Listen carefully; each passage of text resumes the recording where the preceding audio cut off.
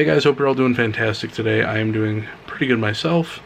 Well, I was until tonight. We have Brickfest coming up, which is a Lego convention. We had one in Madison, Wisconsin, and now we have one in Milwaukee. Madison's, I believe, was last week, and then Milwaukee's is this weekend, and it's a 2-day event. We have it scheduled for tomorrow, and I was really getting pumped about it. Went online, I'm like, oh, I wonder if there's pictures of what people saw in Madison and maybe stuff that I can look forward to seeing.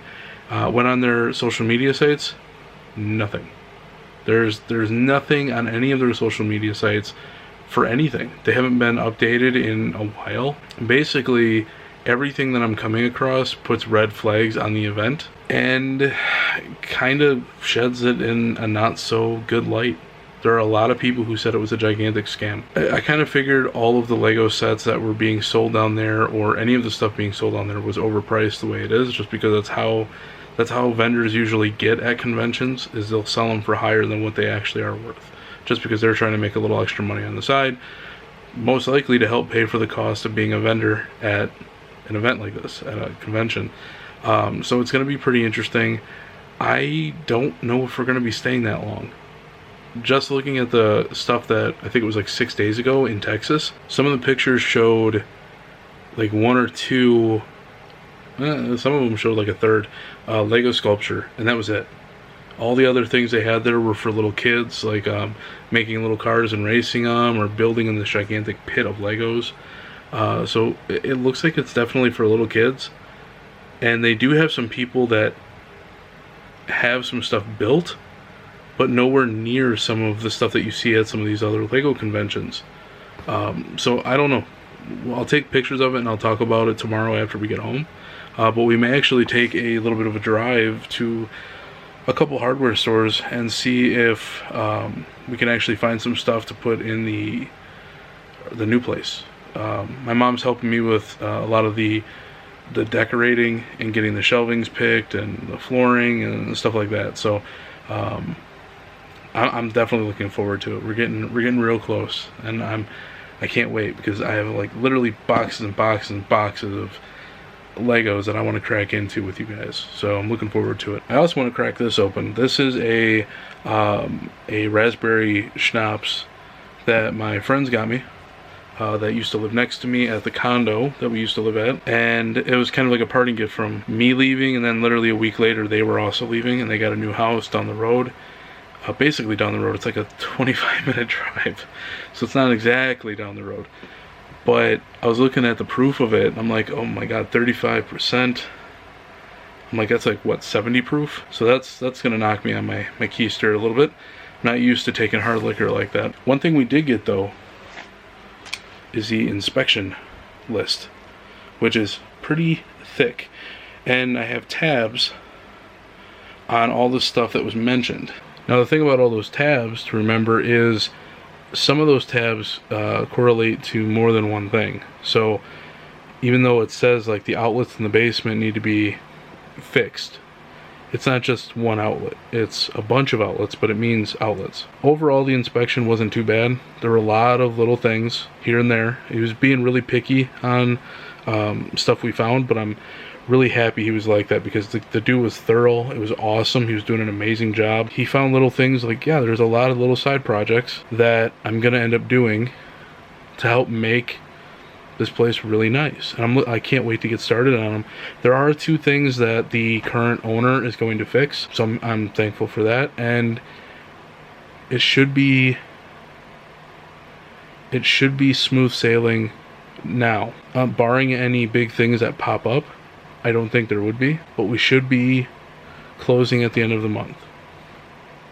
Crossing my fingers. Alright, so it's actually the next day, and Brickfest was okay. I'll give you my verdict more so after I show you the pictures, but I took a bunch of pictures today, and I wanted to show you some of the stuff that I really enjoyed and I really liked, and you know what, we'll just jump right into the pictures. Alright, so Brickfest 2024 Milwaukee was taking place in the Wisconsin State Fairgrounds in the Exposition Center. There was a few halls in this one. I know there was a volleyball tournament going on of some kind. I want to say like independent leagues. And then you had Brickfest and Comic-Con going on all at the same time. So we were in, I believe it was A, but it's actually a really nice area. I really enjoyed it. We also had, like, as soon as you walked in the door, you saw a little kid area with a whole bunch of parts from the Mario series of Legos. They're cool. Little building area for kids. But you had Mario and Luigi, and I thought it was really neat. Next to that little play area, right when you walk in, is a setup of a bunch of builds by, I think it was Light My Brick, which is a really cool company that specializes in light up kits that you can put in the Lego sets, and they're really neat. I really enjoy them. It was really cool to see some of these in person rather than actually seeing them on the website. I'm only going to show a few of the pictures here because it was so crowded in this area when we were there that I only got a good view of a few, and then we got the rest of them at the end of our little walkthrough of the place. So we'll take a look at them. Next, they had some of the buildings set up. Some of these were mock builds. Like, for example, next to the bookstore, which is the one with the birch tree in front of it, you have the bluish building, and the one to the right of it. This one right here is a mock build of, I want to say, the surf shop. I'm not really sure what this one was. Creator Street. That's a custom name, I think. But this is a mock build of a certain set. This one is the noodle shop. It looks like it was maybe 2 noodle shops put together. So I don't remember it being that thick. It was like maybe half of this. So this was 2 noodle shops put together. They also turned, it looks like the top one, or maybe the bottom. One of them they turned into an arcade because it's got the controller for the sign here. And then you have, oh, I'm wondering, ooh, actually it looks like a few stores. This might be an ice cream shop. Looks like this is the Chinese shop over here, or the food shop. And then it looks like they have a gaming setup. Very cool. Obviously, then you have the bricks, or the birch bookstore right here, little apartment, and then that mock build, and a banana. He's eating healthy. The next up, you had, or right around the corner, you had more of the ones that we're used to. You had the Assembly Square, which looks really nice. Looks amazing, all lit up like that. That looks really cool, and it reminds me almost of a Downtown Disney type of a look at night. Downtown Disney's amazing at night. It's beautiful. I love it. You have the Palace Cinema, you have the pet store, the apartment, and then you have the boutique hotel right around here. But I love the lights on this stuff. You can also tell that a lot of this stuff is put on Mills plates, which just makes it a lot easier, like these, to move around. So when I start building stuff at the house, once we actually do get it, even though, yes, we're not going to be able to build a Lego City for quite a while until I get the basement set up, we're going to be able to build everything on Mills plates and make it look really nice while it's up on the shelving units, and then just be able just to transport it very easily on the Mills plates. They also had a huge Darth Vader that you can get a picture of. It's really cool. It's by the shopping area. This thing was massive. What I really would have liked is if they had some kind of signs or something posted that had information on the builds. You're going to see a bunch of them pop up like this.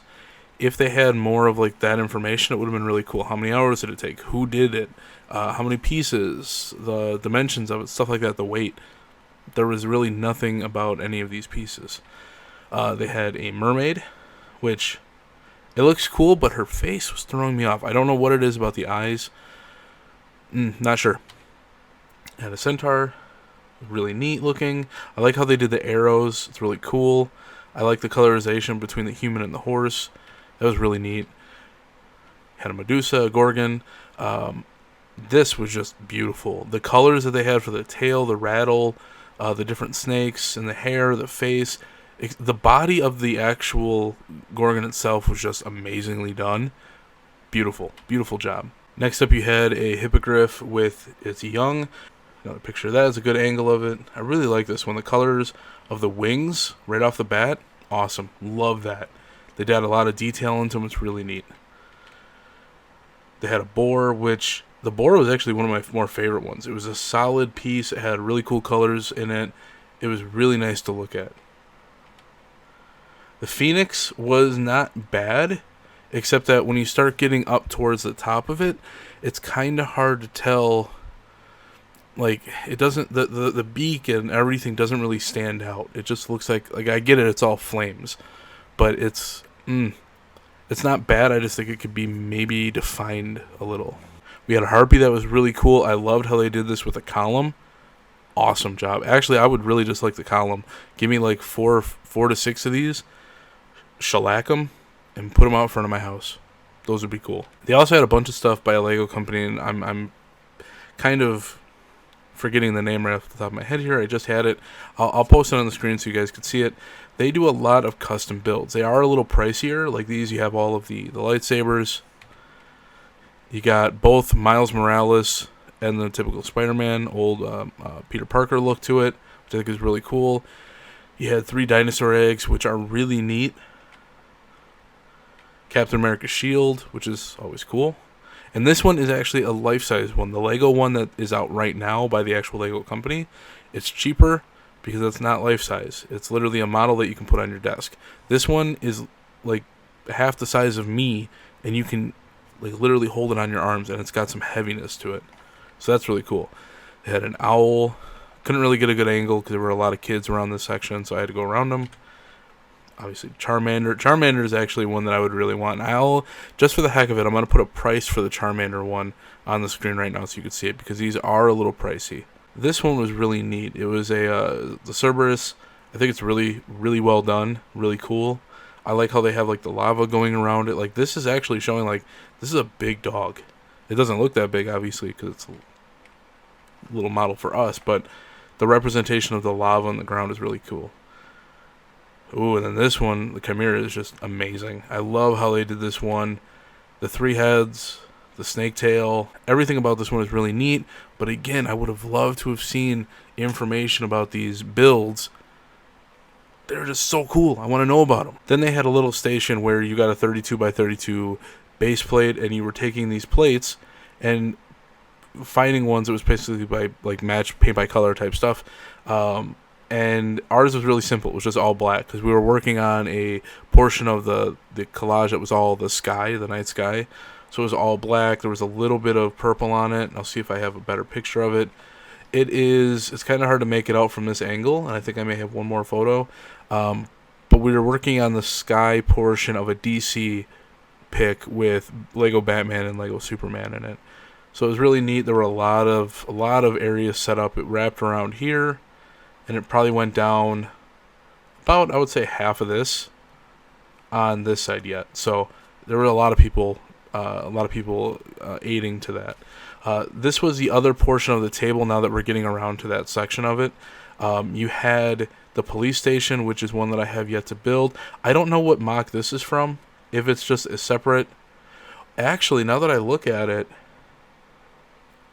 is this a mock build from the Queer Eye for the Straight Guy Fab 5 set? Because that's what it looks like.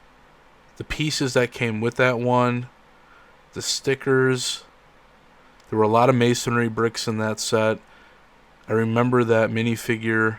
I think this is a Queer Eye for the Straight Guy set. Interesting. Very interesting. But I like how they did the boutique hotel with the lights. Same thing with the police, with the donut shop. And I just think it's really cool. Little newsstand right there. Also had some trains set up that were going around. They were really cool. I want to do a train set really bad. And it was my goal to have one set up at the new house, but I don't think I'm going to be able to do it right away. I may just be able to set it up just to see how it works, but I'm not going to be able to do it right away, which is kind of a bummy thing, which is why I need to focus on the Lego City downstairs and get the basement set up so that we can work on that and have a train. This area was really cool.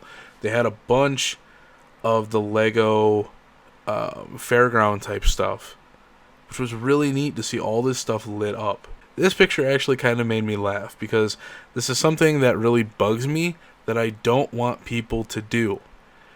Don't let your kids touch the set. You're not entitled to it, not you or your kid. These are not here for you to play with, they're here for you to look at. This guy reached across the table, got the controller for the sets of Legos with the lights, and let his kid play with it. And he's even looking at me right now taking the photo. Don't be like this guy. It's not cool. Just don't do it. This was really neat, and this one actually was the inside of this castle. underneath it, because you can see that it's sitting on a huge base, and this is kind of inside that base. And this is just an amazing setup that they had for it. These lights in the background flickered to give the effect of castle, or the candles. I like how they had the guy like right in this little hole with a jackhammer. That's hilarious.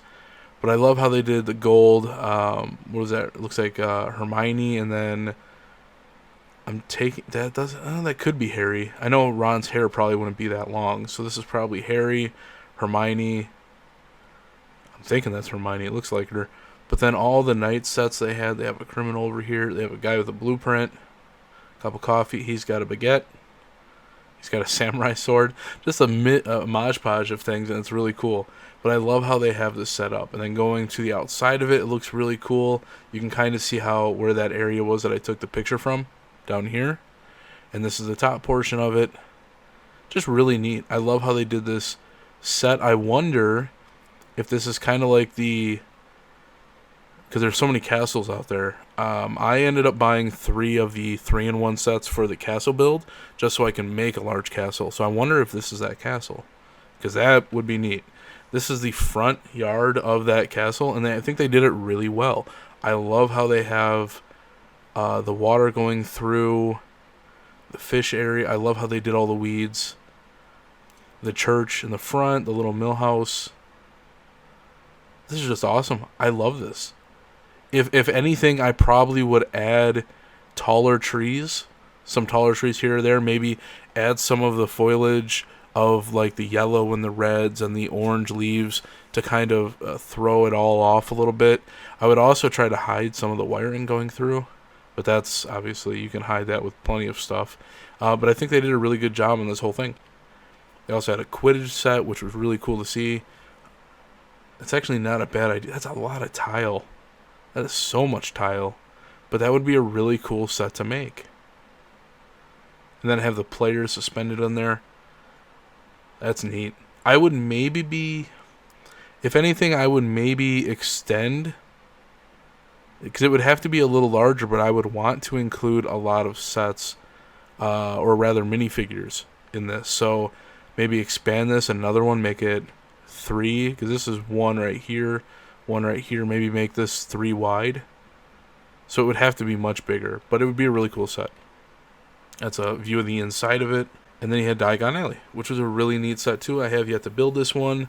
It's kind of cool that they had it all lit up. I believe some of this stuff is part of a mock build. They also had a mock build of Gringotts Bank, which I think was really cool, especially now that we actually have a Gringotts Bank. You can just build that one and attach it, so you don't need to mock build it. But this set was really cool because of the inside of it, and it was just really neat. They did a really good job with it, and it looks really cool. I love the lighting fixture, the chandelier in it. It's a really cool build. This one I just took a picture because it reminded me of the game Sim Ant. I don't know if any of you guys played that growing up. I love that game, and this was just a really. I would pay to have this set. Totally. You give me $30 to $50, I would pay to have this one. And that's gonna do it for Brickfest. Like I said, there wasn't a whole lot to it. I also, real quick, love that with all these boxes around my room, I don't even have to have like a tripod or anything in my hand or standing up for the camera. I could just pick a random box and set the camera down, and it's like the perfect height. So yeah, that was basically Brickfest. Not a whole lot there. What I said before about the little kids stuff, that was basically the gist of it. Having the cars to race, having the blocks that were lit up by black light, having a spot where they could build stuff, and over the weekend it would make this big cityscape, or the thing that you saw me do with the paneling, with the picture where you had to build like the 32 by 32s and put them in there, was basically the gist of it.